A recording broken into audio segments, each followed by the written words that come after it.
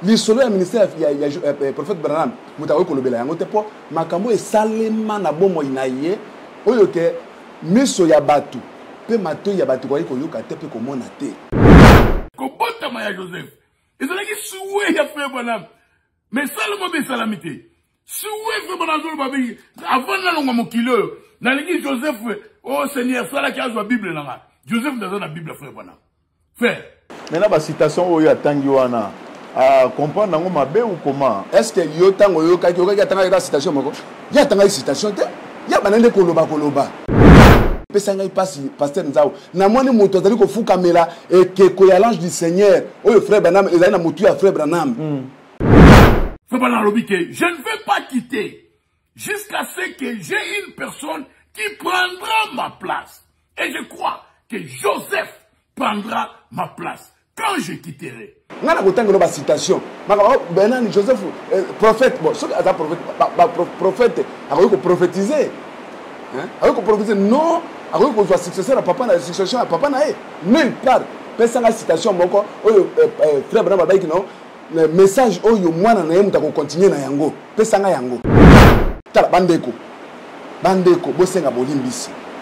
Vous allez différent à catholique et quand mes jours seront terminés, je voudrais voir le petit Joseph être un homme que je pourrais placer cette Bible à sa main. Joseph a la Bible en mon beaucoup. Yebisangai ata avec le moko oyo Joseph Branham monisa. Est-ce que oyo frère Branham a lobeli awa et kokali na ministère ya frère Joseph.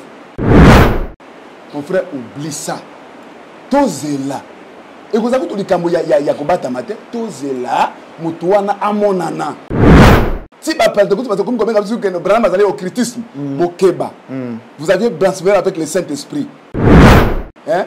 Ndeko nanga. Olobi frère Joseph Branham. Yende mutuana okomana ngai na yo na ko souhaitele mutu liwate. Non ko loba peli kama liwate pona moni o loba mutu akufa te.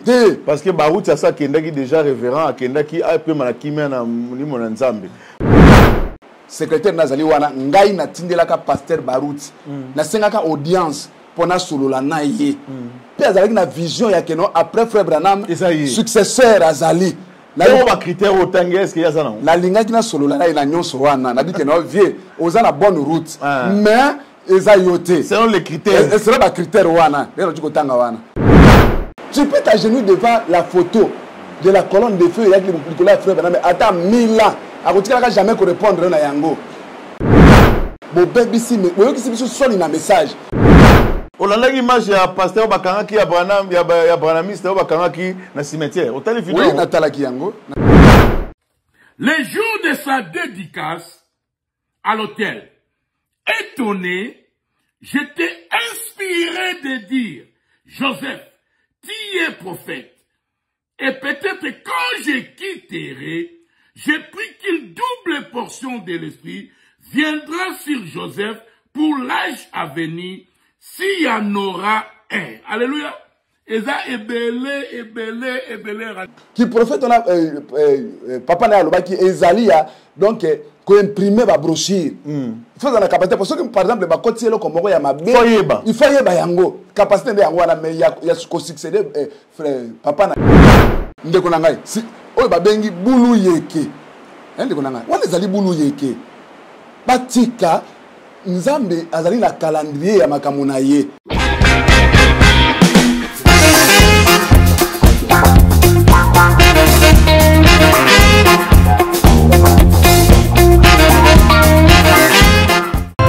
Yahweh ozali na bomo. Yahweh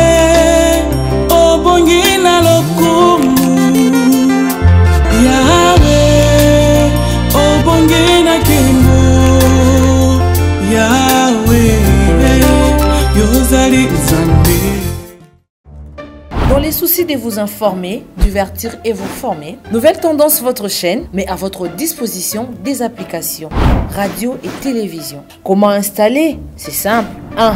Rendez-vous sur Play Store ou App Store. Tapez TVNT pour la télévision et RNTFM pour la radio. Pour répondre à vos préoccupations, Contactez les bureaux. Merci pour votre acte de bienveillance. C'est compliqué, mais en fait, Abraham... Merci Balandia Nouvelle Tendance, merci encore une fois. Nabanda Kunabino, na confiance au Bopé Sakabiso, épiscopo ya Yambo. Mikolo nana succès makasi. Donc bana nzambi balinga mingi, surtout bato message ya frère Branham. Na yebisa ki bino, biloko bana bato bapesaka epa ya bamboate. Mais bamboa balobaki o ekwera na se mesa pesa biso tolia. Bino so boboyi na bino kolia biloko ngo biso tokolia na biso ngo pesa biso tolia. Miracle salama. Donc ko tuna ngate ko façon azolobela, est-ce qu'il y a yebi beta message? Na yebi message ko le kayopo, yo makambo sala message au finango kingo na kingo ekufa. Mais ngana na soutenir kango kene liboso. Merci Nabaono sur biso confiance. Encore une fois, tous on a invité Nangaï. Bonjour papa. Bonjour, épiscope Yambo. Yo, Mikolo, vraiment responsable, pasteur Nyonso. Et puis, un message, Namoni Balinga Ming. Est-ce aussi un message déjà à Batokolbake? Moutouana vraiment, à jouer comme ma clarité dans ma message. Belé et belé. Merci beaucoup. Ceux qui n'ont pas vraiment encourager Ngaï. Merci beaucoup. Et puis, on a peine à informer. Peut-être que si on a un ministère, un ministère parce que ma cambo bio et ça na internet, na ba réseaux sociaux, ba tout le ko la bino ba ote la vérité ba za mingité. Donc vraiment nzamba pambola yo na kena on ne lingo mbate siko zalaka, mais comme on a yo koloba, tu sens que quelqu'un qui azoko se pulmoner ko luka vérité ya écriture ki batumsu bazande ngante bango bazuluka ba gena bango ba intérêt na bango ba n'importe quoi makamba buzoba. Alors tolobaki tozaki na émission auto bande ko lobela makambo ya successeur ya succession ninge to monaka pasteur Barouti alobaki moto Branham matika ezandeye selon message à frère Branham alobaki a prier moto moko akoya. Alors tout y a qui développer et les lots to baki to kozonga lisusu pour que bana nzambe baza édifier bato balingaka message ya frère Branham ba me comprendre. Alors tout ça na pasteur Donenzao aux États-Unis to pesi mbote alobaki parce que tant tout ça qui élément olobaki que moto wana nano aza révélé.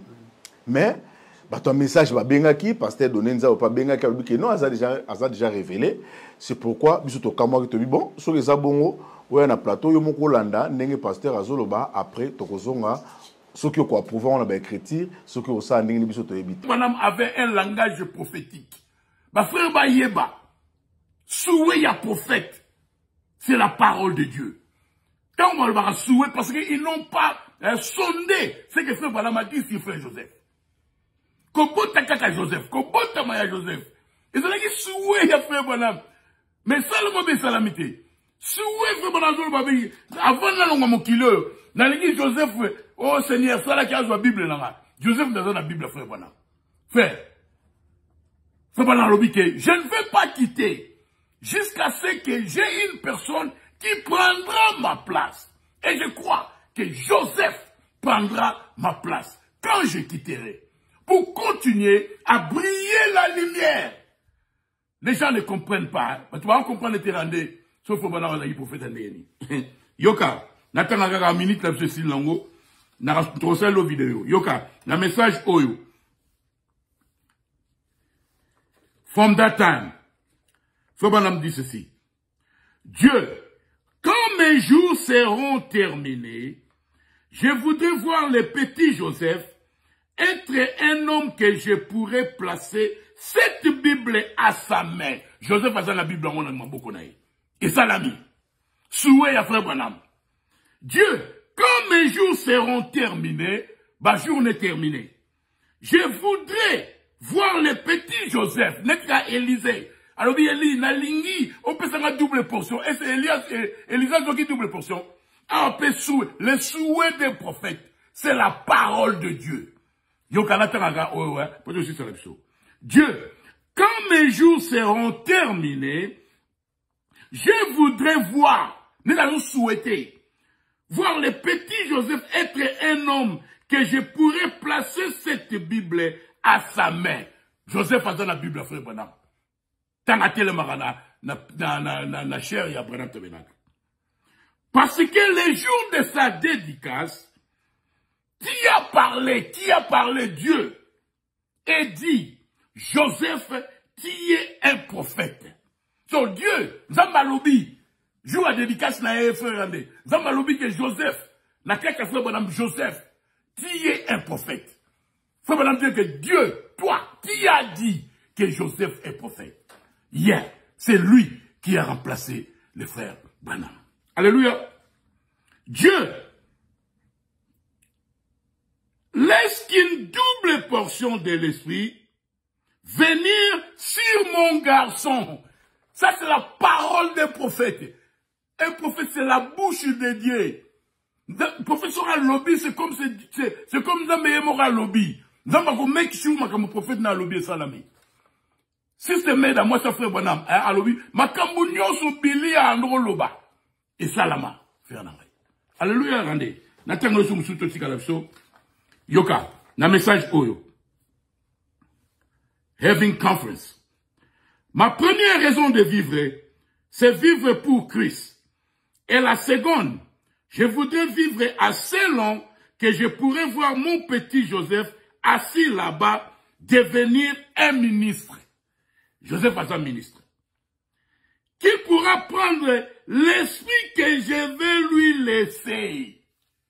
L'esprit que je vais lui laisser. Faut me dire que, nakoti que là, Joseph esprit. Net Élie, atikela ki Élisée. Yoka.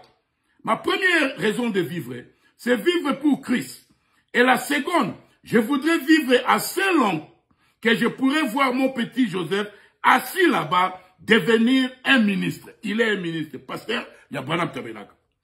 Qu'il pourra prendre l'esprit que je vais lui laisser. Que mon esprit vient sur lui. Quand je lui ai pris dans mes bras, l'esprit m'a saisi et j'ai dit, Joseph, mon fils, tu es un prophète. Dieu, laisse que mon esprit vienne en double portion sur mon fils. Donc il y a Élisée, à 5 double portion et Salami, à Zaleko titulaire. Mais ici, les titulaires, Malachi 4, à 5 Nzambe, double portion, il y a frère Joseph et au Salamate. Quelqu'un n'a pas la révélation. Alléluia. Donc, voilà si Salangaï, et c'est belé randé, n'a pas la yoke. Les jours de sa dédicace à l'hôtel, étonné, j'étais inspiré de dire, Joseph, tu es prophète. Et peut-être quand je quitterai, j'ai pris qu'une double portion de l'esprit viendra sur Joseph pour l'âge à venir, s'il y en aura un. Alléluia. Merci beaucoup, merci Nabino Nyonso, Bozo Kolanda Biso, vraiment, Kolo Apambola Bino, Oyoki frère, bien-aimé, Oyoki Nenge pasteur de Nenza Lobby, qui est Alimwana, ya frère Branham. Nga na tsaba commentaire te yomo Rolandi, biloko ya lobby. Est-ce que yomo tozaka na ba citation yaka o yango penza o ezamaki mokolo balobaka ngo jour. Est-ce que ozana lumière au kopesa biso par rapport à cette vidéo? Merci épiscope ya Yambo. Na pesi pasteur Nzao Mbote mingi azali bien menangai kat na Kristo. Tozali ko se combattre le thème, tozali ko lukande vérité. OK, na lingi na lo baboy. Message ya frère message frère Branham Maté qui ezali domaine privé ya famille Branham Maté. OK. Ezali en Zambie. Donc famille Branham bango bazali na droit d'auteur et puis il y a imprimerie, il y a ba message au frère Branham Maté qui intégralement. Mais côté ya ke eloko na bango ezali bongo te. Soki nzamba lingi ko salela moto o ya lingi na sima ya frère Branham ko salela ye. Donc na ba propos lobaki ke zali frère Joseph Branham yenda zali successeur ya papa na ye ezali bongo te. Pour ba critère oyo frère Branham alobeli pour na moto oyo akoya sima na ye ata ko mon côté yango e monani na nzela ya frère Joseph Branham. Ndeko ko tangela biso Apocalypse 10. Apocalypse 10. Tout le Congo. Oui. Parce que lelo penza bato na batabaru tabernacle bolanda parce que vieux patika kibino kezaki ye mais tant akete to longoli déjà na liste Apocalypse Apocalypse 10. OK. Au banana verset 8 tina 11. 8 à 11. Oui. Et la voix que j'avais entendue du ciel me parla de nouveau et dit, va prendre le petit livre, ouvre dans la main de l'ange qui se tient debout sur la mer et sur la terre. 9. Et j'allai vers l'ange en lui disant de me donner le petit livre. Et il me dit, prends-le et avale-le, il sera amer. Et tes entrailles, il sera amer à tes entrailles, mais dans ta bouche, il sera doux comme du miel. Voilà 9. 10. Je pris le petit livre de la main de l'ange et je l'avais fait dans ma bouche, doux comme du miel, mais quand je le avalai, mes entrailles furent remplies d'amertume. 10. Donc, tu es dans 11? Oui, oui. 11 balobi, puis on me dit, il faut que tu prophétises de nouveau sur beaucoup de peuples, de nations, de langues et de rois. Nakanisi wana ezali après le 7e ange, William Branham, qui a révélé Bible de la Genèse à l'Apocalypse. Pour livre là, ezalaki scellé de 7 sceaux, ezalaki fermé. Maintenant, l'agneau est venu révéler, ouvrir les livres là qui étaient fermés à travers le ministère de Frère Branham. Tango, Frère Branham a silisi côté yaliloba de la Genèse à l'Apocalypse. L'agneau, Christ avait pris les livres, il avait gardé ça en attendant. Message au Frère Branham a été ateyaki, ebenda bandimi, ebenda épouse partout na mokili mobimba. Tango épouse à Sangani, à Yoki message. Maintenant, Christ descend avec les livres déjà révélés, déjà ouverts par l'agneau à travers William Branham. Tant que vous avez en Apocalypse 10, Atieli Kolomoko, Namabele, Mosusu, Namai. Baebisa qui 7e ange qui a un livre wana. Pour normalement, Frère Branham devait révéler le livre de la rédemption en dedans et en dehors. Maintenant, à révéler qu'il y a 4 Bible de la Genèse à l'Apocalypse. Et il y a au dos du livre. Il y a un ange puissant l'Apocalypse 10 avec qui kita na livre déjà révélé pour na ko révéler dos du livre. Tant où il y a azali ko kita, wana Branham azali lisusu te asi akufa na tombe. Sika il faut motumoko parmi les 5 ministères où azali ko continuer na œuvre ya Branham à recevoir livre wana do amela yango. Cette fois-ci ezali lisusu ya ko monde ko ba révéler était mais Bible wana les dos du livre et kota kati na ye. Donc la parole est s'incarner kati ya moto wana. Yango ba yebisa ki 7e ange te ba yebisi Jean qui représente l'épouse. Ba lobi kende kozwa livre na maboko ya ange azali debout. Likolo moko na mai moko na mokili. Jean akendaki kuna ba pesi ye livre yango ameli yango. Donc deuxième révélation. C'est que ba yebisi ba lobi que non, il faut osakola lisusu po brana masakola ki kati ya Bible. C'est que libanda ya Bible ba yebisi lokola ye yo mela yango. Donc yona liloba boko ma eloko moko kende ko sakola yango lisusu na mabota ebele et pas nani ba konzi. Donc ministère na ye tourner dans le monde entier. Bon pasteur nza yo lobi que successeur ya frère Branham ezali Joseph Branham yebisanga yi wapi frère Branham nani frère Joseph Branham azali côté ya sangmala na mokili mobimba. D'ailleurs le col les alliés là qu'on a été et comme ministère de bande. Non. Bande les alliés pour un serviteur dédié à Zoyango, à Tanga Yango, à Yoka Yango, pe à côté. Mais il a eu à instituer écoute de bande. Donc Batieli frère Branham, frère Branham la bande, église Evandi, les alliés Koyoka, prédication et bandeliti souka. Non. Bible et lobby hein. Il faut amener la lobana à répandre yango na lisusu na mokili mobimba. Donc d'autres livres. frère Joseph Branham ateyaka biloba na Nzambe na mokili mobimba te. T2 tango Josué Moïse akufi, Josué se présenté à l'objet que ngai le successeur ya Moïse. Peuple ba yebisaki balobi nini? To kondimela yo soki to moni oyo salemaki na epa ya Moïse et salemi nde to kondimela yo. Tango ba moni Josué ko traverser Jourdain. Ndenge Moïse a traversé la mer Rouge automatiquement peuple va traverser derrière rien. Élisée tango lobi que ngana zali successeur ya Élie. Tango ba mona kaboli Jourdain na veste oyo na manteau oyo Élie atikelaki ye. Batu ba mo batu ba bité mutu oyo azu molimo ya Élie en double portion. Yebisanga nini ozali ko salema na ministère ya Joseph Branham po lisolo ya ministère ya prophète Branham mutawe ko lobela yango te po makambo e salema na bomo inaye oyo ke miso ya batu pe mato ya batu ko yoka te pe ko mona te.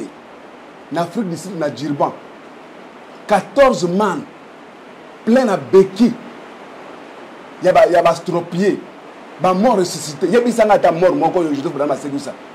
Ata stropié moko oyo Joseph Branham ata musa ou bien avec des moko ya la Monisai.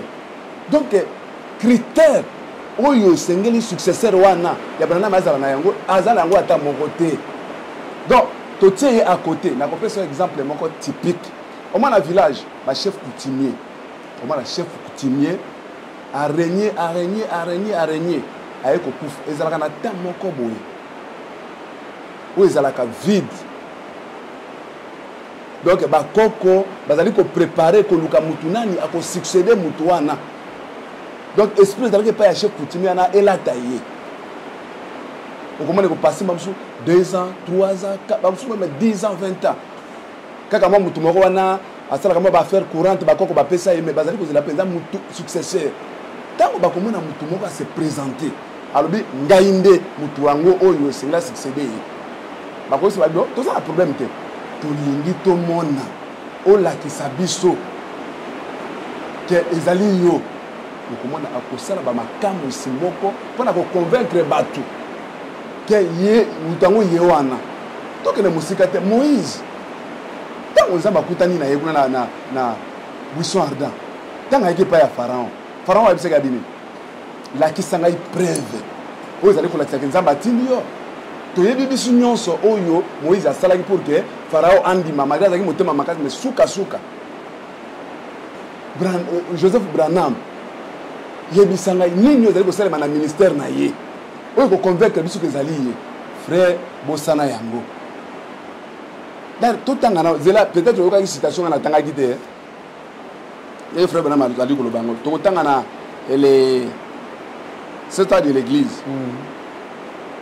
L'âge de la Odyssée.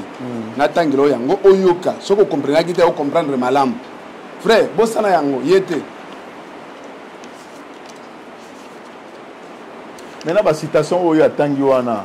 À comprendre ma bé ou comment est-ce que yo tango yo ka yo ka tanga la citation moko ya tanga citation te ya banande koloba hein matinde nga ba citation moko wa tanga no wana na tala so ba citation za papa episcope ya yambo oui lo mwana na yo boti si na ba ambition na yo na posa so ko linga même azala président de la République ouais na utangisa mwana nga comme ata ministre ata président de la République ouais soit na yo zali bongo mais zali nzambe te frère Branham pour naïe kala ba prière naïe azali ko souhaiter mwana naïe azwa bible naïe ate ya liloba il souhaitait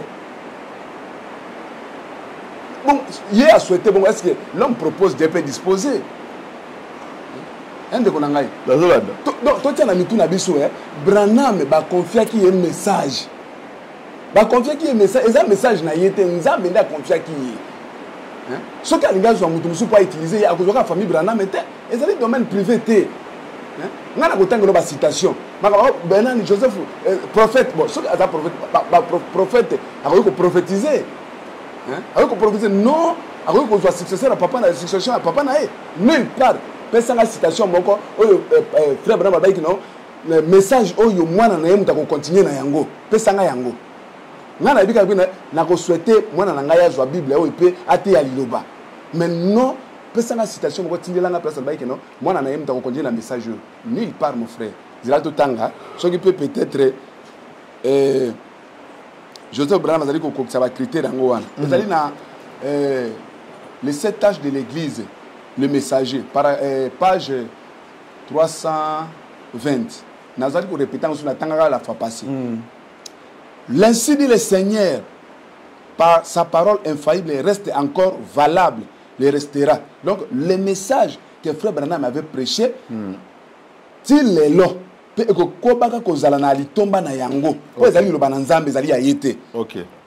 et sera confirmé. Tout à l'heure, comment on a le il est là, benga bandimi, et makamazali ko sale mananzela ya message au Frère Branham Teyaki. Reste. Il y a un seul messager prophète pour cet âge. Oui, certainement. Dans l'âge de la Russie, prophète, les alliés William Branham, mi balete. Chacun sait, connaissant les comportements humains, que quand beaucoup de gens embrassent une même doctrine importante, on trouvera quand même toujours des divergences, des vues sur des points secondaires de cette doctrine.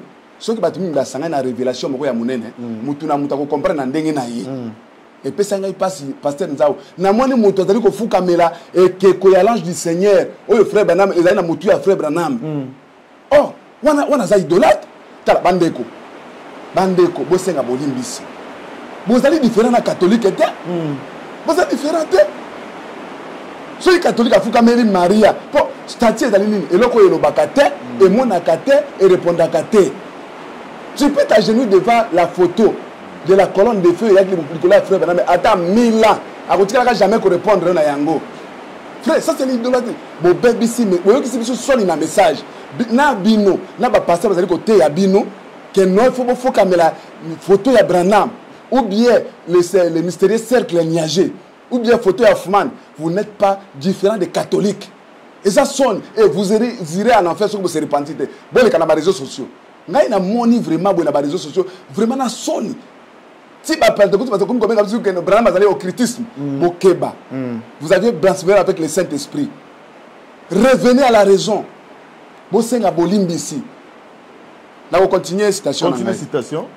Alors biso ba mingi basangani na révélation mutu na muta ba interprétation na ye.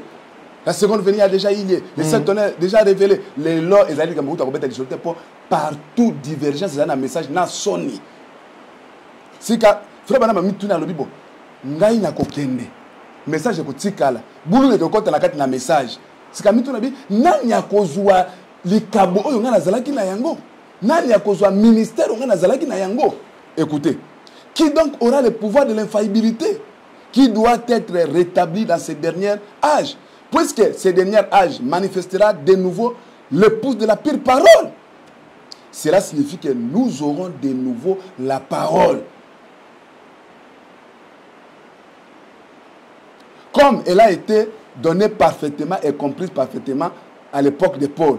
Alors, la koye bisabinu nanyango. Alors, si manangai nanakozua. Pour esengeli liloba oyo ezongisa mwasi na libala na lolengi ya ebandeli ebimisa mwasi ya libala oyo ya solo abisika na koyebisa bino mutu nani yo akozwa yango yoka. Je vais vous dire qu'il aura. Ce sera un prophète qui sera confirmé aussi totalement ou même plus encore que tous les autres prophètes de tous les âges, d'Enoch jusqu'au jour de Frère Branham. Parce que cet homme aura nécessairement le ministère prophétique de la pierre refaite. Et c'est Dieu qui manifestera qui il est. Il n'aura pas besoin de témoigner de lui-même. C'est Dieu qui témoignera de lui par la voix du signe. Amen. Yebisangai ata avec le moko oyo. Joseph Branham monisa. Est-ce que oyo frère Branham a l'obédiawa et quand le ministère ya frère Joseph, ton frère oublie ça. Tozela.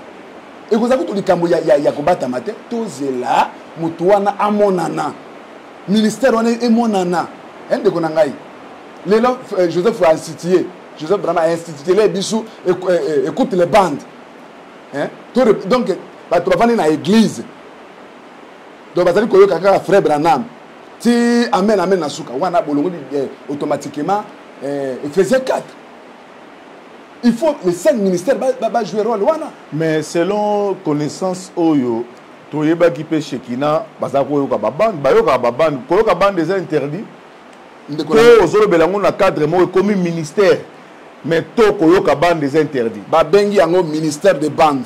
Ah c'est comment ministère de bande oui. Donc tu passes à l'église l'église en terre na été ka bande ka batsaka. Laissons frère Branham lui-même nous prêcher. Ministère oui. Ezali ebele ngana na slogan bande et puis na ko pesa même adresse ya écoute de bande. L'église de Sali, na Kisasa. Kende la 13e mairie, na la voix de Dieu, ba ngomba écoute de bande. Kende na Lemba, na nation, tabernacle, hein? Na Mokengeli wana, juste en face na école Mokengeli. Église Zali wana, ba ngomba yoka kaka frère. Mais là ce pasteur et église ya Musani Zani. Ye avant dina ekaka na ye pas zali ko kaka ya après ce si la main batie mabonza le kesi ya moté que n'a pas na ye to pas frère bana et pas ya pasteur ye moko mais ya teité ndeko na ngai si oyo ba bengi bulu yeke ndeko na ngai wana zali bulu yeke batika nzambe azali na calendrier ya makambo na ye mukolo ye moko ko ya na sia pako akokisa likomi prédiction ya frère Branham wana ye moko nzambe azana calendrier wana bokende précéder hein ndeko na ngai olobi frère Joseph Branham yende mutu wana okomana ngai na yo na ko ko souhaitele mutu liwate non ko loba peli kama liwate pona moni o loba mutu akufa te parce que baruti ça kendaki déjà révérend akendaki après mana kimia na limo na nzambe parce que tout le monde qui banzembo ba yembela ki moto Branham atika et quand il faut quoi avait dit tout le monde était silencieux bomane ko loba te lelo bobimi ndenge bo fils alobi lelo bobimi po akufi na misu na ye bozaki bosaki hypocrisie lokwa bozana ye mais ce que lokwa azatele bobimi bokomi côté ya ndeko ngai na sengaki audience omoni livre oyo batala on a secrétariat ya pasteur Baruti secrétaire nazali wana ngai na tindelaka pasteur Baruti na sengaka audience pona solola na ye mais nazwaki chance wana te malheureusement kendeki pe kozonga na ye liwa ezuye mais aujourd'hui chance pourquoi qu'est-ce qui s'est passé pour que na sengaki audience na kutana na ye donc blocage ya nini yezo bana okutana na batu o abino komi po kutana mosala nzambe komi ba problème na la témoignage moko ya kangala machine de guerre alobaka ke soki mobutu akutana na embele mobutu akufate parce que baza ko gêner ba kotina kata ndako ba bombie tant mazobi maka ba mobutu asaki déjà bino boza pemena basala nzambe bolongo la hypocrisie autosomona déjà na kati ya Bible quand Jésus appelé muto nani Lazare na miso avec les nani Bartimée oyebi ke baye ko ba saka mo bloc mo wana mais tant ba ke Jésus benge yaka bakomi kende abenga o bakomi sko simanae donc bino bozala pour ko faciliter batu pour ko mona mosala nzambe bozo bloquer ta mosala nzambe ko benga mutu ngo ale bokomi wana basuri bongo sexaka c'est pas bien na lobi boy na kenda na lukoki pasteur Baruti te po na ko telemela ye po sana ngai zalaki na encourager po yempe azalaki na vision ya keno après frère Branham successeur azali na ba critère otange est-ce qu'il y a ça non la lingaki na solo la na nyonso wana na bike na vie oza na bonne route mais eza yote selon les critères et selon ba critère wana lelo tiko tanga wana et puis ça musa mune fote na ba roi et puis alobaki yango malamu tanga tali côté ya relève na bi atako ngai te mais na yebisi bino sima mutu moko akoya frère na maloba yango place ngana sepela kinde yango wana albi atako ngai te bon il se croyait lui mais tant que côté comme na suka c'est comme si via ebaki départ na ye pour ebaki yango bayebaka mosala nzambe alobi atako ngai te il y aura quelqu'un ah oui ndeko episcope ya yam omoni moto yo finalité ya makambo ngana yebi o suka o numéro même ba pasteur ya Congo ba yebi yango ba yebaki vérité on ba bombelaka bisongo c'est pourquoi biso tokomi ko leka boye pour na kotel sabatu qui était Branham parce que le lopeza na groupe ba to ba bibi ba contre Branham bazoko bimisa ba lien ya ba vidéo bazo salaka o colonne de nieza lukuta il continue moto photo basaki tout bazoko Baby ça peut un message bien. Mais na éviter ceux qui allent vanini et puis faut botter les mélanges parce que ceux qui boy bazo gagner terrain. Ndeko na ngai. Yo kan si tozali ko lekala yo na télévision pam. Olanda image ya pasteur bakangaki ya branamiste bakangaki na cimetière. Otali vidéo. Oui, natalaki yango. Donc au moins ni makamunyo soana. Non, il faut que tous les Canadiens, nous avons pas la bine lokola pour pour ça la émission à boyer, pour benga bisu pour que défendre la vérité. Amen. Vraiment ils ont mal. Oui, une nouvelle tendance. Ndekonanga ezali boy. Surtout verset bi tout kotanga ngai na yo, oyo babi ke non. Mutu wana il faut ateya et pas ya batu na ba nation pe pas ya ba roi.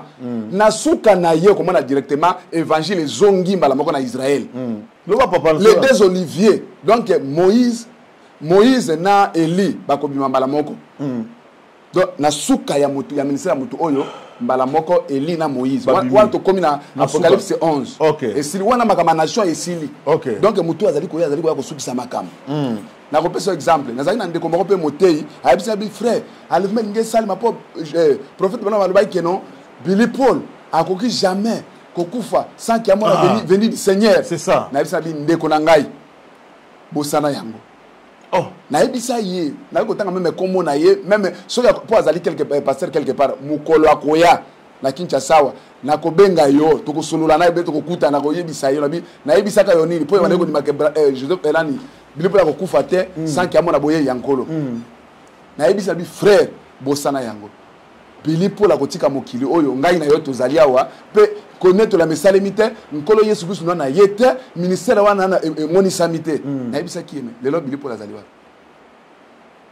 botika bovanda mutasimi calendrier ya nzambe zali nzambe ye moko Joseph Branham ye musala na ye ya ko imprimer ba brochure ba bande intégralement ne papa na ya tikela ki il faut la capacité moko spirituelle qui prophète on a papa na loba ki ezalia donc ko imprimer ba brochure il faut la capacité parce que par exemple ba kotielo ko moko ya mabe il faut yeba yango capacité de yango wana mais ya ko succéder papa na ye yete ata critère moko te bon ngana loba boy est-ce que ba citation ba citation musu ya lokuta to eza ba imprimerie musu se kota biloko mabeto parce que tout le monde a mutaye penza na citation mais bozo boudé kaka bozo la guerre ba citation comment na lobi boye soki nzamba établi mutu ministre akopé ses capacités ya musala wana soki ateki oza la chantre dans la vie na yo métier prédicateur est-ce que vous comprenez brochure malam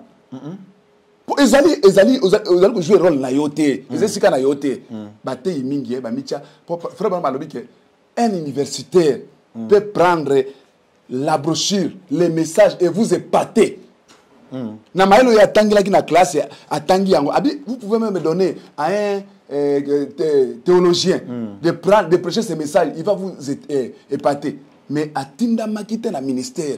Là, ça nous a raison parce que y a un certain moment, tout le monde, surtout dans l'église dénominationnelle, pasteur mine comme un ça maître, faut comme ça un médecin. Un peu qui a domaine on est simbité mais ça va récupérer la Bible. Niveau qu'on vend c'est l'église. Je te dis. Au cas moi avec beaucoup de séries là français moi il y a mirobola. Épiscope, mais Bible est l'obinine. Il y a peu des ouvriers.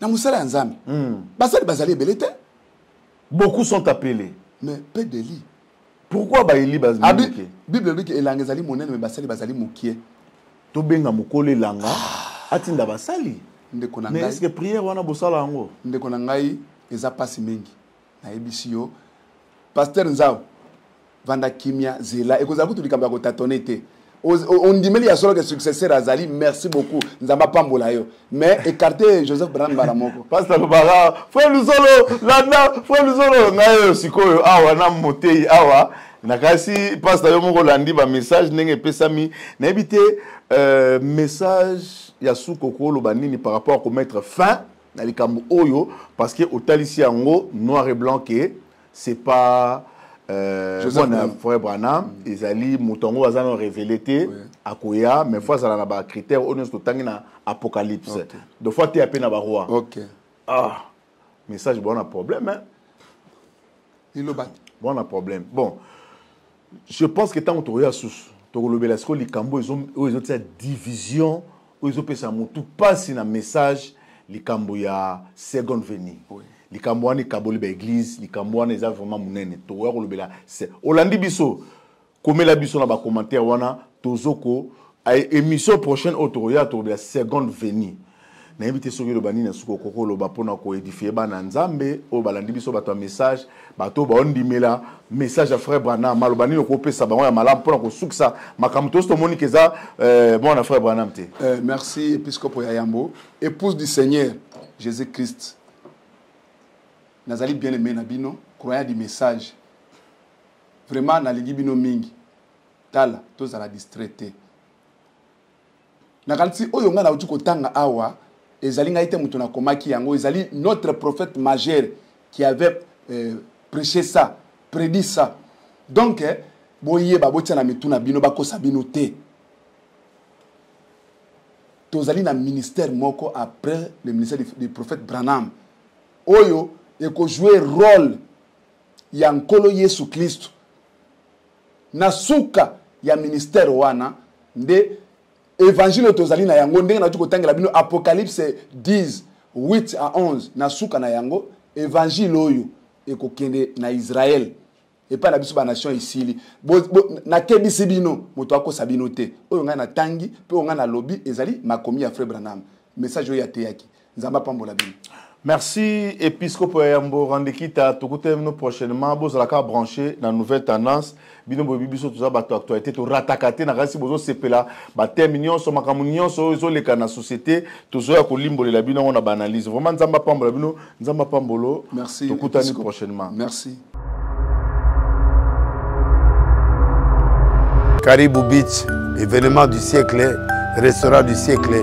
Nase ya mai na bord du fleuve kobanga to okoya na mai te kuna to lia cadre na biso asika ngamu na sa prière d'ouverture to kozala wana moi sika liboke otala mama mai otala mama ndakala ndenge zo sauter olia kimia ezakuna donc ba surprise ebele za ouverture ezo salema samedi oyo à partir de 10h boza zala weekend tenir weekend zala à l'aise to kozala wana. Et à l'endele, félicitations, ndeko merci na l'initiative à boye parce que biso toza boye to ba souffrance ya opona bisika. Photo kota bisiko to ebike olé o regretter te o sa makamuna. Nzamba pambola bino to kutana samedi oyo toza lelo oyo samedi oyo et bozanga te 10h ya bozo place ngam na sa prière après na olia langa nzanda ya kotumba ngana olia nzanda liboki. Zambé Azalokumu. Bonne fête pour ceux qui viendront parce que nous allons passer des moments agréables, pétage. Dans les soucis de vous informer, divertir et vous former, Nouvelle Tendance, votre chaîne, met à votre disposition des applications, radio et télévision. Comment installer? C'est simple. 1. Rendez-vous sur Play Store ou App Store. Tapez TVNT pour la télévision et RNTFM pour la radio. Pour répondre à vos préoccupations, contactez les bureaux. Merci pour votre acte de bienveillance. C'est compliqué, mais en fait, Abraham... Tango nyoso molinganga nazalaki komona baninganga na baboti na bango nanga baparent baza te vinanga pasi. Est-ce que kokufela baboti ezali sumu? Kozanga baboti est-ce que ezali sumu? Voilà, na kopesa bino message. L'orphelinat Christ rédempteur. Et ana posa lisungi na bino. Tala musala munene zo sala pona bana. Tala musala munene sala pona bana oyo. Mokile tiki ebwaki. Mais nzamba telemi nzelo orphelinat oyo pona ko encadrer bana oyo. Yaya lisungi na yo to na ngoposa. 1 euro no to na ngoposa. Pona mwana moko. Tango mwana moko allié nzambe ya bitike oya permettre ete na nzela no mwana alia akobosa na ote. Voilà message ya l'orphelinat Christ rédempteur to na besoin lisungi na bino. Ba numéro za na se kota contact na biso assistance na yo et aux lisungi pona bana. Que le Dieu des orphelins a bénir diama mtu nyoso ja ta likanisa ko sala quelque chose. Pe osali yango zamba pambola bino.